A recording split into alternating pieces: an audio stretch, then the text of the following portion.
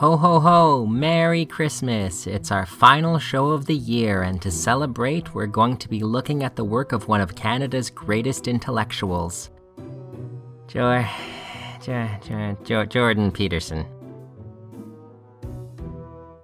This isn't a joke, right? I'm not being pranked. So Anna Kasparian of the Young Turks, quite possibly the most reasonable person on that show, made a response to Jordan Peterson's critiques of progressive politics. And though I generally like Anna, I don't think she did a very good job of it. So I'm going to do the same thing that I did in my response to TJ. I'm going to look at Peterson's arguments, I'm going to look at Anna's response, and I'm going to critique them both. Also, we'll be criticizing capitalism, because we've never done that on this channel before. I've been quietly following Peterson's work, reserving judgment and avoiding mainstream media narratives with the intention of keeping an open mind. I don't agree with his thoughts on the trans community at all, but I do believe in protecting free speech, even if that speech is interpreted as hateful. See, there's your first mistake, Anna, buying into Peterson's framework. He's not interested in free speech. He's interested in being able to say whatever bigoted thing pops into his mind without consequence. But I digress. Peterson gets one thing right. He has managed to address a generation of economically frustrated men who keep getting told that they're privileged compared to other historically disenfranchised groups. And I get it.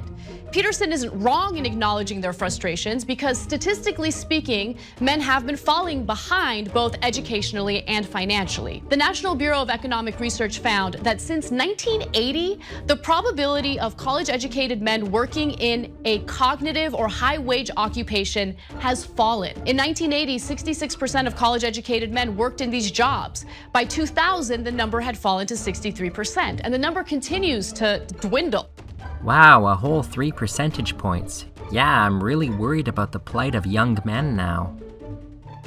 I'd be willing to bet that the drop in the number of people who are employed in high-paying cognitive work is not limited to men. And I say that because David Autor from MIT has actually measured the growth and losses in high-paying cognitive jobs over the last 4 decades. His results are best reflected in this graph. Each one of these colored curves represents a different decade. On the left, we have low-paying, low-skilled jobs, and on the right, we have high-paying, high-skilled jobs. Everything above the red line is job growth, everything below the red line is job losses. So what is the graph telling us? Well, if we look at the blue curve, which represents the 1980s, we see losses in low-skilled, low-paying jobs and growth in high-skilled, high-paying jobs, which would be exactly what we wanted. But if we look at the yellow and green curves, which represent the last 2 decades, we see the exact opposite phenomenon. An explosion in low-paying, low-skilled work, modest growth or losses in high-skilled, high-paying work. When it comes to wealth inequality, Peterson admits it's a problem that he doesn't have a solution for, but he consistently mentions his disdain for the equality of outcome. We have this idea, promulgated primarily by the ignorant left, I would say, that you can place the responsibility for hierarchy and inequality at the feet of Western civilization and capitalism. Okay, that's wrong. The ideas on the left have this appeal to universalism that makes them credible and attractive, especially to people who are compassionate. But there is a line. Well, I'm suggesting that the line is crossed when we start talking about equality of outcome. This is an argument that's fairly popular on the right. The gist of it goes like this. Conservatives and classical liberals concern themselves with equality of opportunity. Those damn dirty socialists, however, prefer to impose equality of outcome. In theory, the difference between these two philosophies looks like this. With equality of opportunity, everyone starts the race in the same place, and whoever makes it to the finish line wins. With equality of outcome, however, everyone ends the race in the same place. And since some runners will be faster than others, those who are slower need a head start. I'd agree with Peterson 100% if his interpretation of the left was accurate. While there may be some who think we should demolish our current system and demand equality of outcome, is certainly not representative of what most progressives want. I personally love capitalism, but hate the corrupt crony capitalism that's practiced in America today. No. There's no distinction between quote-unquote good capitalism and crony capitalism. However, it's a mistake to assume that opposing capitalism means you support equality of outcome. Stop buying into Peterson's framework, Anna. You're only giving him more firepower. The left isn't pushing for equality of outcome, but it is pushing for equality of opportunities. Leftists don't care about equality of outcome, and they don't care about equality of opportunity either. Why? Because both of these things are impossible. When I was 23, I learned that I don't have depth perception. My brain does not blend the images from both eyes. It surprised me when my optometrist casually mentioned that this would disqualify me from military service. Frankly, it never occurred to me to wonder because I have never wanted to join the military. I was lucky to have been born into an upper middle class family. I never had to worry about paying for college. But let's imagine someone with my condition who was born into a family that could barely make ends meet. Let's call him Jeff. Jeff wants to go to college, but his family can't afford to pay his tuition. The Canadian military will pay for a student's college tuition if that student agrees to serve for a period of time in the armed forces. However, this option is not available to Jeff because of his visual impairments. Is it still theoretically possible for Jeff to get a college degree? Yes. He might be able to find a decent job working evenings and weekends. And if he experiences no major setbacks that drain his savings, a car accident for instance, he might be able to use that money to pay for his tuition.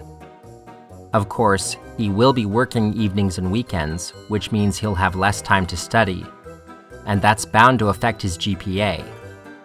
Compare Jeff with Blake. Blake's parents are wealthy, and because they love him, they tell him not to worry about working during the school year. They would prefer it if he just focused on his studies. Blake has more time to study, more time to complete assignments, and less stress. All of these things combine to improve his performance. Now let's compare them both to Tom. Like Jeff, Tom comes from a family that was just scraping by. However, unlike Jeff, he does not suffer from a visual impairment, which means he's eligible for military service. Tom signs up for the paid college program, which means not only does he not have to worry about college tuition, he actually gets a salary just for going to school. Fast forward 4 years. Jeff's ability to stay in school was a house of cards throughout his entire time in college. The exhaustion of working evenings and weekends meant that he was always scrambling to get assignments done on time. Ultimately, this hurt his grade point average. He graduated, but he didn't make honor roll. In his second year, the family car broke down. Jeff allocated part of his paycheck to help pay for repairs. Without it, his mother would not be able to get to work, and the family would not stay afloat. After that, Jeff no longer had enough money to cover his tuition, but a year of steady work meant that he now qualified for a student loan. That gave him the funds he needed to complete his program, but ultimately, he graduated with $20,000 in student loan debt. Throughout the school year, Blake focused primarily on his studies. His assignments were always completed with plenty of time to spare. After 4 years of hard work, he graduated magna cum laude. In the summer months, Blake worked an entry-level position at his father's company, and he was able to save up $8,000 over the course of 4 years. It would have been a little more, but he splurged on that trip to Florida in his final reading week. His parents didn't mind. After all, he had earned the money, and you're only in college once. Tom completed a 3-year degree with assistance from the military's paid college program. He received a salary throughout the school year, and by graduation, he was able to save up about $2,000. Of course, the program stipulates that he must spend 2 months in the military for every month he spent at college. Tom wanted to go into finance, but he'll honor his contract first. I think you see where I'm going with this. People like Jordan Peterson talk about equality of opportunity because in theory it was possible for all 3 of these young men to get a college degree. But if you look at their actual life circumstances, it's ludicrous to claim that these 3 young men had the same opportunities. And so far, we've only talked about white men. Add race and gender to the mix, and the gaps in opportunities become enormous. Conservatives talk about equality of opportunity because they see life goals in a vacuum. Achieving the goal is all that matters. How you get there is irrelevant. It doesn't matter that Jeff had to put in 4 times as much effort to achieve the same results as Blake, or that after graduation Jeff is still worse off. It doesn't matter that Blake has family connections that will almost certainly make it easier for him to get a job, or that Jeff, with his lower GPA, will be just another resume in a stack of hundreds. Everything is about theory to right-wingers. As long as it works in theory, it's fine. There are 7.3 billion people on this planet, all with different life circumstances, all with different levels of ability. It's ridiculous to pretend that they all have the same opportunities. Equality of opportunity is a fiction, an idea that sounds nice on paper but that can never exist in practice. And if equality of opportunity is impossible, it automatically follows that equality of outcome is equally impossible. The boogeyman that Jordan Peterson keeps talking about is just that. A ghost, a specter, a myth with no basis in reality. Yes, I'm sure that Anna Kasparian would reply to me by saying, "But Rich, I'm a progressive. I believe in subsidized education for everyone." Okay. Out of the billion different factors that give Blake more opportunities than Jeff, you've eliminated 1. You haven't eliminated the stress of poverty, which would have affected Jeff's performance in school. You haven't eliminated nepotism, which will give Blake more career opportunities. You haven't eliminated Jeff's lack of depth perception, which will make something as simple as driving a car twice as hard. And do we really want to eliminate all of these things? Is it really so horrible that someone might get a job because they happened to meet their future boss at their cousin's wedding and they made a good impression? And remember, Anna, you support capitalism. While there may be some who think we should demolish our current system and demand equality of outcome, is certainly not representative of what most progressives want. I personally love capitalism, but hate the corrupt crony capitalism that's practiced in America today. Which means you believe some amount of social stratification is a good thing. You see, people who support capitalism tend to believe that social stratification is fine, as long as the criteria on which that stratification is based are fair. So fair criteria might be something like hard work, natural talent, smart decisions. If you're more successful because of these things, that's fine. Unfair criteria might be things like race, gender, ethnicity, religion. These things should never stand in your way of success. And as long as we have stratification based only on the fair criteria, we have an ethical version of capitalism. I would agree with all of this right up until the phrase ethical capitalism. There is no such thing. Capitalism is by its very structure a fundamentally unethical economic system.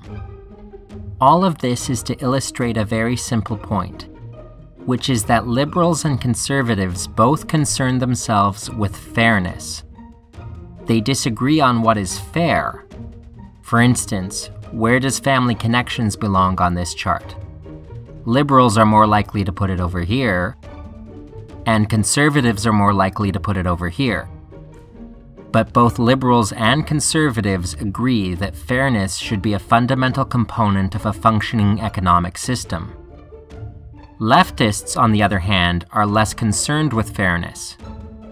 It's not because we don't value it. It's because we recognize it as a fundamentally abstract concept. Fairness, justice, equality, these are all good things in the abstract, but they don't offer very much in terms of concrete policy decisions. Leftists don't care about equality of opportunity. Leftists don't care about equality of outcome. Leftists ask one simple question: what do people need? For instance, let's take food. The United Nations Food and Agriculture Organization states that the average human needs about 2,200 calories of food per day to survive. So, can we produce enough food to give 7.3 billion people 2,200 calories per day? According to the FAO, yes we can, and we already do. In fact, we produce enough food for 10 billion people. Almost half of it goes to waste. The World Food Programme states that the problem is not food production, but food distribution. So a leftist would look at this and say, all right, the food exists, so why isn't it getting to the people who need it?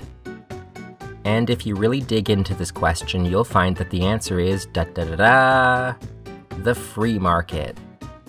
Now this is where your average right-winger would jump in and say, but if we feed all the hungry people, they'll become lazy and dependent. So a leftist would take that hypothesis, look at all the examples of people becoming more productive when their basic needs are met, and say, your hypothesis doesn't fit the data. You can do this for just about every material need. Housing. America has 500,000 homeless people and 13 million permanently unoccupied houses. So why aren't we housing these people? We can go down the list. Power, water, you name it. Time and time again, you're going to find that the material abundance exists, the goods are there, but they're not finding their way to the people who need them. So, to review, food in one hand, starving people in the other. Homeless people in one hand, empty homes in the other. This should put the lie to the idea that the building blocks of capitalism, the price mechanism, competition, supply and demand, allocate resources in anything approximating a rational way. The best argument against capitalism does not come from Marx. The best argument against capitalism comes from the scientific method. Capitalism is a hypothesis. That hypothesis makes predictions. Those predictions can be tested, and time again they fail. Human needs can be measured. In fact, we have oodles and oodles of data on how social structures and material deprivation affect human health. We know what a human being needs to not just survive, but to thrive and flourish. These questions have been answered. Everything from basic needs like food and housing, to higher order needs like fulfilling work, leisure time, and social connections. We know what kind of work environments lead to healthy, well-adjusted people, and what kind drive human beings into the depths of depression. Leftism focuses on meeting people's needs. It's really that simple. We're not here debating the merits of equality of opportunity versus equality of outcome because we know both of those things are theoretical constructs that can never exist in practice. Anna, stop buying into right-wing frameworks. Stop arguing on Jordan Peterson's terms. Let's deal with the actual issues, shall we? Hey everyone, this is Rich reminding you to like, subscribe, and click the bell of this channel. And if you like science fiction, then go check out the Justice Keepers Saga. It's an action-packed space opera with great characters and snappy dialogue. You're gonna love it. That's all for today. Bye!